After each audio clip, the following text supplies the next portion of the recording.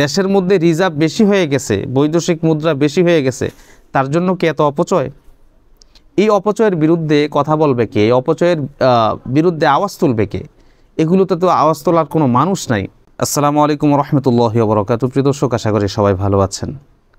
পহেলা বৈশাখ উদযাপনের জন্য চারুকলার পক্ষ থেকে আমাদের সাংস্কৃতিক উপদেষ্টা যিনি আছেন, তিনি ফেসিবাদের মুখবয়ব তৈরির জন্য যেই কাজ হাতে নিয়েছেন, সেই কাজ করতে গিয়ে আমরা একটা জিনিসের সাক্ষী হয়ে গেলাম। অনেকে কিন্তু এই বিষয়টা দেখেছে, কিন্তু কেউ এটার ভিতরে লুকায়িত যে জিনিসটা আছে সেটা নিয়ে কেউ কথা বলে না বা কেউ ধরেও নাই।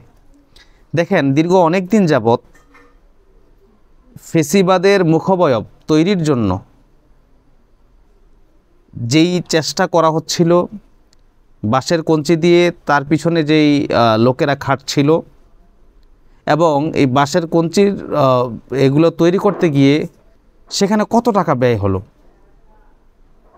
এই যে এত টাকা ব্যয় হওয়ার পরে যখন সেটাকে পুড়িয়ে ফেলা হয়েছে,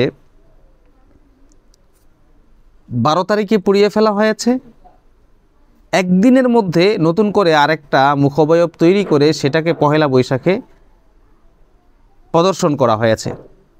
তাহলে দেখেন, একদিন সময়ের মধ্যে যদি একটা মুখবয়ব তৈরি করা যায় তাদের স্ট্রাকচার অনুযায়ী, তাদের পরিকল্পনা অনুযায়ী, তাহলে কি দরকার ছিল এতদিন সময় ব্যয় করে সেটার পিছনে কারিগর খাটিয়ে অনেক টাকা ব্যয় করে একটা বাঁশের কঞ্চি দিয়ে অবয়ব তৈরি করা বা মূর্তি তৈরি করা? সেখানে এতদিন সময় যে লেগেছে বা এতদিন সময় সেটার পিছনে দেওয়া হয়েছে, সেখানে কি টাকা খরচ হয় নাই? যারা কাজ করেছে তাদেরকে কি মজুরি দিতে হয় নাই? বা যে জিনিসগুলো সেখানে ব্যবহার করা হয়েছে সেগুলোর জন্য কি টাকার প্রয়োজন হয় নাই? তাহলে যেখানে আমরা দেখি যে অল্প টাকায় সারা যায়, সেখানে আমরা বেশি টাকা খরচ করার প্রয়োজনটা তো কোনো দেখছি না। যেখানে অল্প টাকা দিয়ে সারা যাচ্ছে সেখানে বেশি টাকা প্রয়োজন করার মানে কি? দেশের টাকার আয় করা নাকি দেশের টাকাকে নষ্ট করা? এটার প্রশ্নটা আপনাদের কাছে থাকলো।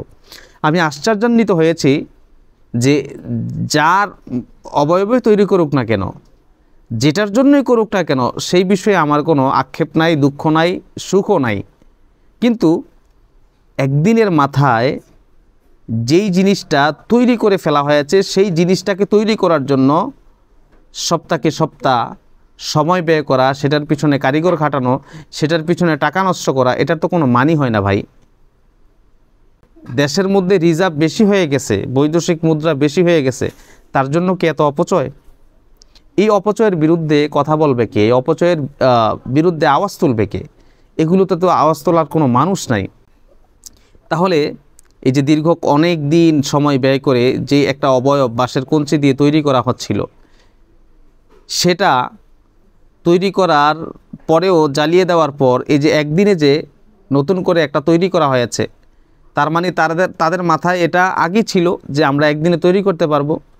তারপরেও একদিনে তৈরি না করে সেটাকে অন্যভাবে অনেক দিন খাটিয়ে অনেক টাকা ব্যয় করে সেটাকে তৈরি করা হয়েছে। এতে রাষ্ট্রীয় সম্পদ অপব্যয় হয়েছে। এই যে রাষ্ট্রীয় সম্পদ কৌশলে অপব্যয় করা, এটার জবাব দিবে কে? এটার দায়টা দিবে কে? আপনাদের কাছে জানতে চাই। আপনাদের কাছে যদি উত্তর থাকে তাহলে মেহেরবানি করে একটু আমাকে জানিয়ে যাবেন।